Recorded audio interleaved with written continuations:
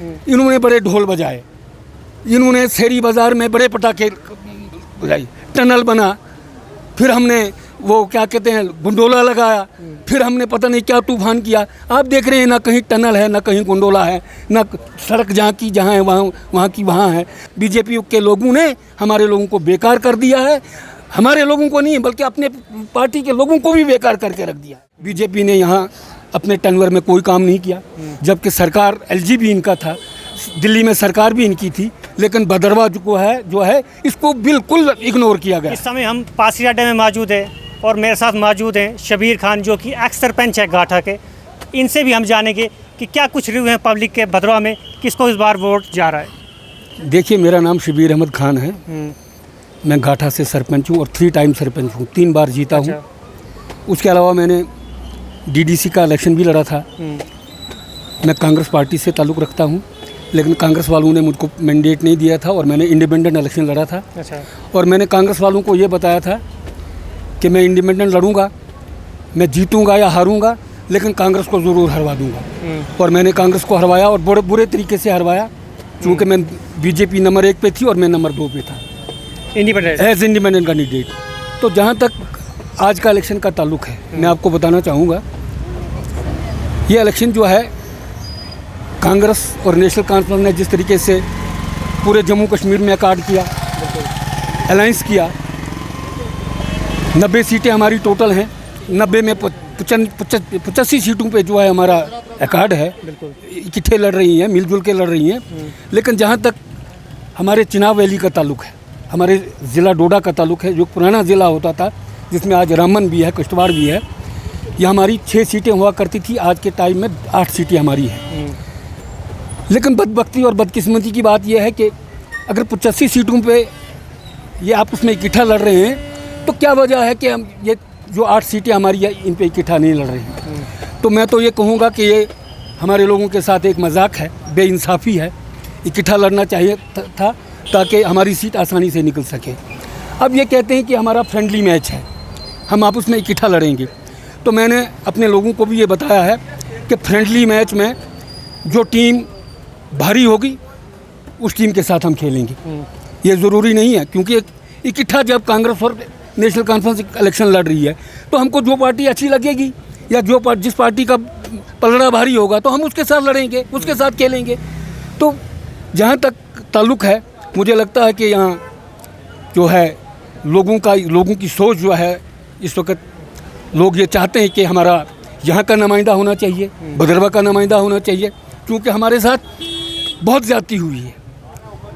जब भी कोई नुमाइंदा बना, क्योंकि पॉपुलेशन यहाँ की है, यहाँ 1,22,000 वोटर टोटल है हमारी असेंबली का, और उसमें से भलेंस का वोट जो है सिर्फ 30 और 32,000 के करीब है, और 90,000 वोटर जो है हमारे भदरवा का है। तो हम चाहते हैं कि एक बार भदरवा के किसी आदमी को भी मौका दिया जाए यहाँ से नुमाइंदा बनने। इस बार किस नुमाइंदे को आप बना रहे हो? हम चाहते हैं कि लोकल यहाँ का नुमाइंदा होना चाहिए।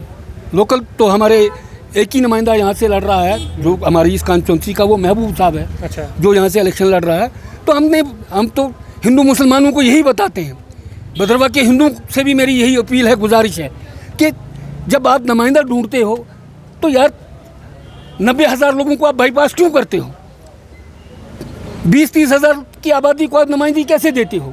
जबकि 90,000 हमारी आबादी है, तो हमारे लोगों को नुमाइंदगी मिलनी चाहिए, ख्वाह वो हिंदू को मिले, ख्वाह वो मुसलमान को मिले, किसी को मिले, बीजेपी को मिले, नेशनल कॉन्फ्रेंस को मिले, कांग्रेस को मिले, लेकिन यहाँ के आदमी को नुमाइंदगी मिलनी चाहिए। क्या कुछ मुद्दे हैं लोगों के यहाँ पर ज़मीन? देखिए, हमारे मुद्दे जो हैं, कोई जहाँ तक बीजेपी का ताल्लुक़ है, बीजेपी ने यहाँ अपने टनवर में कोई काम नहीं किया, जबकि सरकार एलजी भी इनका था, दिल्ली में सरकार भी इनकी थी, लेकिन भदरवा जो है इसको बिल्कुल इग्नोर किया गया है। जहाँ तक हमारे मसले हैं, हमारी मांग है, क्योंकि यहाँ एक ज़माने में यहाँ डिस्ट्रिक्ट हुआ करता था, लेकिन वो डिस्ट्रिक्ट यहाँ से हमसे छीना गया। लेकिन हमारी ये डिमांड थी कि हमारे इस भदरवा को बाकी इलाकों से जोड़ के यहाँ पे ज़िला दिया जाए।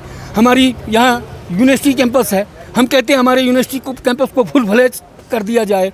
हमारे नौजवान जो हैं बेकार हैं, बेरोज़गार हैं, हम कहते हैं हमारे बेकार पढ़े लिखे लोगों को रोज़गार दिया जाए। यहाँ का दुकानदार इस वक्त जो है बेकार बैठा है, यहाँ का मजदूर जो है इस वक्त बेकार बैठा है, ना कोई काम है ना कोई काज है। तो हमारी ये कोई बड़े मुद्दे नहीं हैं। हमारे मुद्दे यही हैं कि हम लोगों के साथ इंसाफ किया जाए और हम लोगों के जो मांगे हैं, हम लोगों के जो मसाइल हैं, क्योंकि मैंने आपको पहले बताया कि बीजेपी ने वो पूरे नहीं किए, क्योंकि हम दूसरा बीजेपी तो बड़ी विकास की बातें करती है, हमने फलाने लवेंडर लगाया है, वहाँ पर नीचे कुछ और बनाया है, नीचे कोटली में। देखिए, मुझसे बीजेपी के लोगों की भी बात हुई, उनके हाईकमांड के लोगों ने मुझको 2-4 बार फ़ोन किया, लेवेंडर उन्होंने दिया, लेकिन मैं कहता हूँ वो लेवेंडर जो है एक आदमी के लिए है। वो आदमी, उनको भी मालूम है वो लेवेंडर किसके लिए है, जो उसमें हज़ारों लाखों करोड़ों रुपए का मालिक बन गया है। इसी तरीके से मुझको उन्होंने पूछा कि हमने आपको भद्रवा के अंदर राजमाश बेचे। मैंने उनको बताया कि राजमाश आपने बेचे, राजमाश से तामीर और तरक्की नहीं हो सकती है, राजमाश से यहाँ की एम्प्लॉयमेंट ख़त्म नहीं हो सकती है। अगर वो राजमाश भेजे भी आपने, लेकिन वो तुम्हारे लोगों ने उसमें चोरियाँ की। ओरिजिनल राजमाश जो है, जिसकी कीमत जो थी मार्केट में जो थी 400 और 500 रुपये केजी के हिसाब के थी, लेकिन उन्होंने वो राजमाश भी डुप्लीकेट यहाँ पे भेजे, जहाँ भी दिए हैं। आप वहाँ देख सकते हो, हमारा पड़ता है चिंता एरिया पड़ता है, उसी इलाके में ज़्यादा वो राजमाश दिए, लेकिन वहाँ राजमाश का नाम नहीं है। ये सारी बातें जो हैं बेकार की हैं।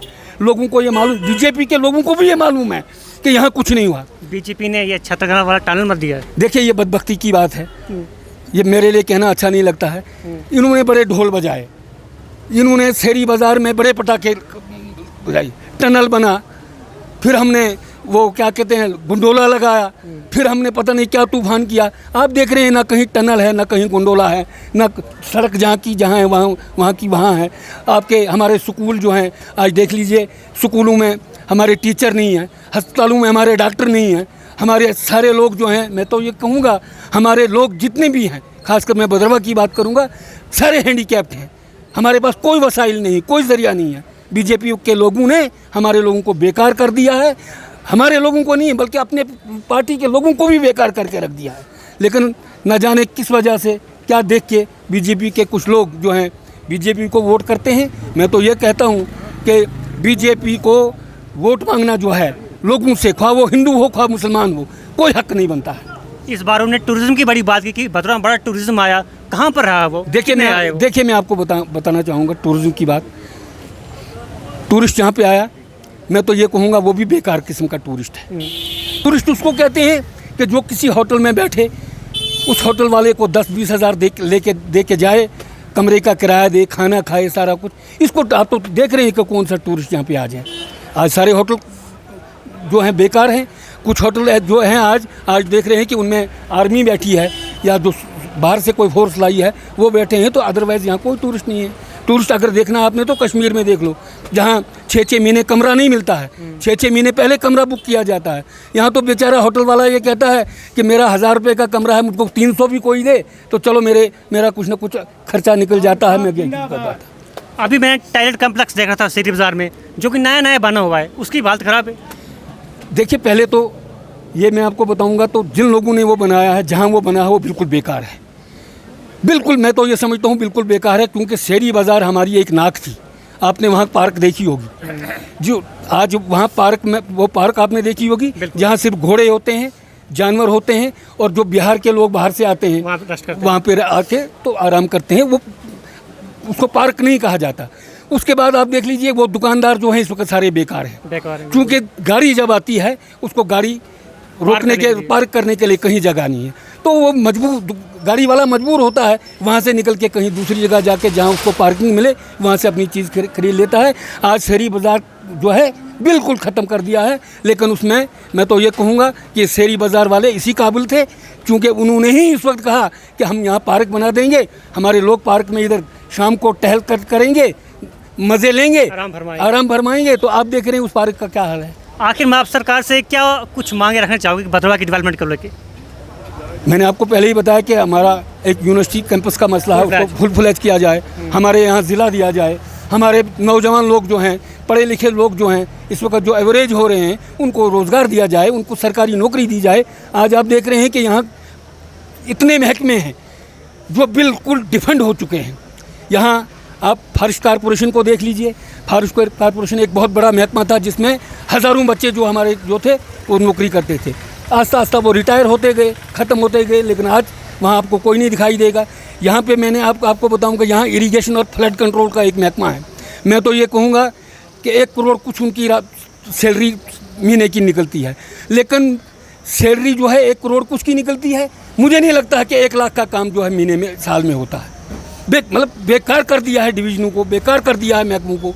तो हमारी यही मांग है कि जो महकमे हैं उनको अब स्ट्रीम लाइन पे लाया जाए, वहाँ काम हो। जो नौजवान बेकार हैं, जो यहाँ आपकी वैकेंसीज खाली हैं, वहाँ हमारे नौजवानों को लगाया जाए, उससे हमारी बेरोजगारी और बेकारी। क्या जिस पार्टी को आप सपोर्ट कर रहे हो उनके मैनिफेस्टो में है यहाँ पे कि उसको यूनिवर्सिटी को फुल फ्लैज किया जाएगा, और जो आपने सारे मुद्दे बताए उनके मैनिफेस्टो में है? वो तो बराबर हुआ, बोल रहे हैं वो तो बता रहे हैं कि हम कर देंगे, जो चीज़ें हैं हम कर देंगे। अच्छा, चलो बहुत बहुत धन्यवाद। अब जो भी मुद्दे उन्होंने बताए हुए हैं जो पूरे होने चाहिए, और जिस पार्टी को सपोर्ट करते हैं उनके मैनिफेस्टो में ये कहा गया है कि हम इनको पूरा करेंगे। आप देखेंगे कि जब 4 अक्टूबर को रिज़ल्ट आएगा उसके बाद ये सब मुद्दे जो हैं, सब इश्यू जो हैं पूरे होते हैं या नहीं होते हैं।